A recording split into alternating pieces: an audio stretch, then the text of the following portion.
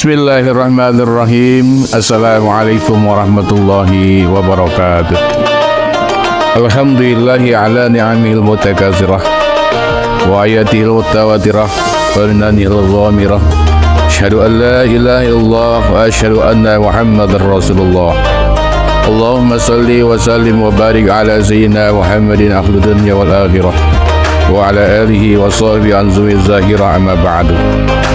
قال الله تعالى في القرآن الكريم أعوذ بالله السميع العليم من الشيطان الرجيم بسم الله الرحمن الرحيم يا أيها الذين آمنوا كتب عليكم الصيام كما كتب على الذين من قبلكم لعلكم تتقون وقال النبي صلى الله عليه وسلم الجنة مستقة إلى أربعة نفر تالي القرآن وحافظ اللسان ومطعم الجيعان والصائمين بشهر رمضان.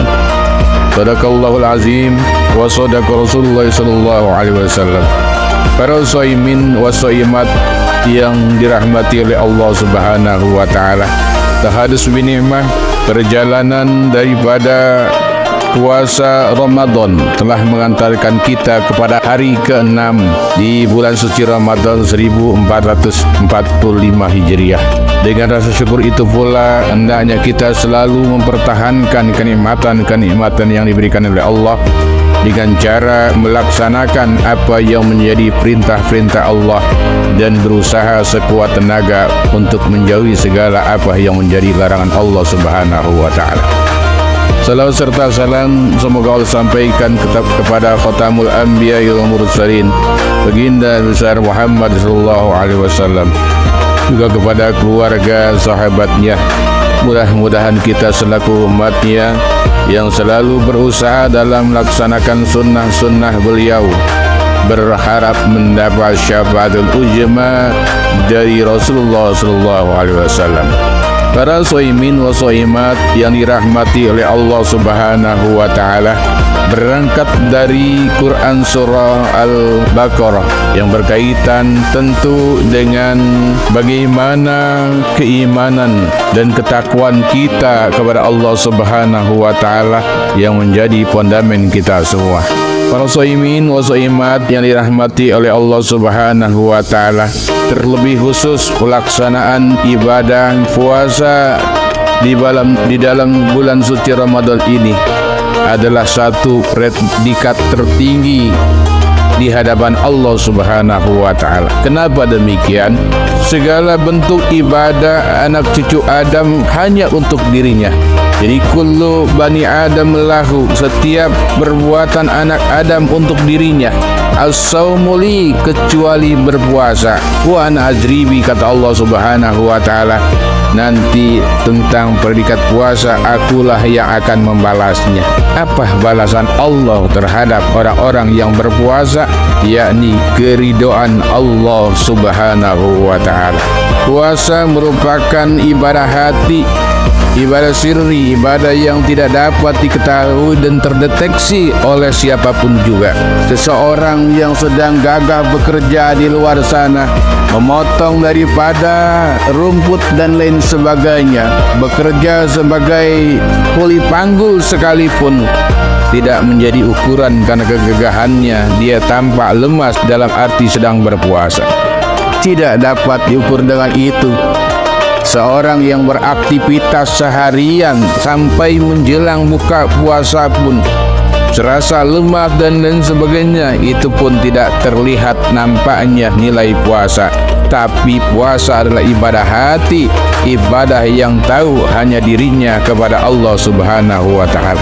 Maka oleh karena itu di dalam kitab Duratun Nasihin yang dikarang oleh Utsman Al-Kaubawi dijelaskan bahwa nanti pada saatnya hari kiamat itu tiba, orang-orang yang berpuasa akan berterbangan bagaikan mempunyai sayap.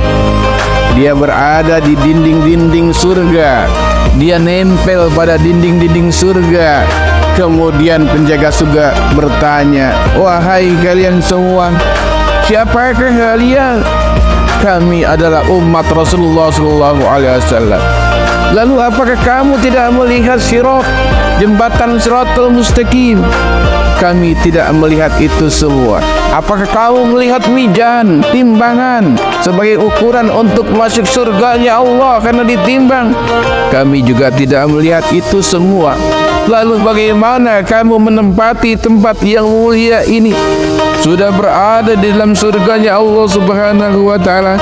Maka mereka menjawab, kami adalah di dalam bulan suci Ramadan berpuasa dengan diam-diam melaksanakan ibadah tersebut. Maka kami dipilih oleh Allah Subhanahu wa ta'ala untuk masuk surga pun dalam keadaan diam-diam. Para shaimin wa shaimat yang dirahmati oleh Allah Subhanahu wa ta'ala, lalu bagaimana hubungannya puasa dengan ketakwaan Allah Subhanahu wa ta'ala?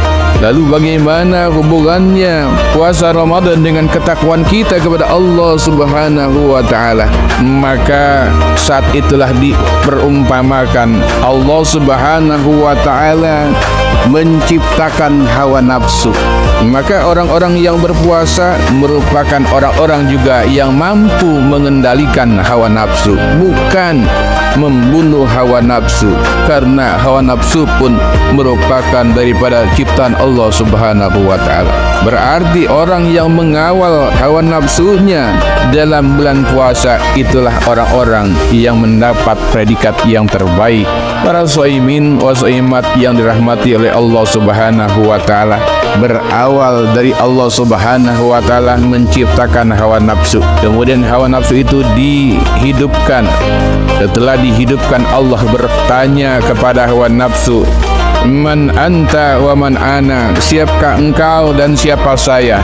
Maka dengan keegoisannya nafsu menjawab, ana wa anta, saya adalah saya dan kamu adalah kamu. Tidak ada hubungannya antara saya dan kamu. Maka sekian tahun berjalan, maka nafsu dikembalikan ke neraka jahim, neraka yang sangat panas oleh Allah Subhanahu wa ta'ala. Setelah puluhan tahun diambil kembali dari neraka jahim tersebut, diambil kemudian dihidupkan kembali, ditanya oleh Allah Subhanahu wa ta'ala, wahai nafsu, man ana wa man anta, siapakah engkau dan siapakah saya? Maka tetap dijawab oleh nafsu itu, ana wa anta, saya adalah saya dan engkau adalah engkau. Kembali nafsu itu diambil oleh Allah Subhanahu wa ta'ala, dilempar ke neraka ke neraka yang lapar, ke neraka yang tidak dapat konsumsi makanan sama sekali di saat itu. Maka sekian puluh tahun diambil kembali, ditanyakan pula kepada hawa nafsu tersebut, man anta wa man ana, siapakah engkau dan siapa saya?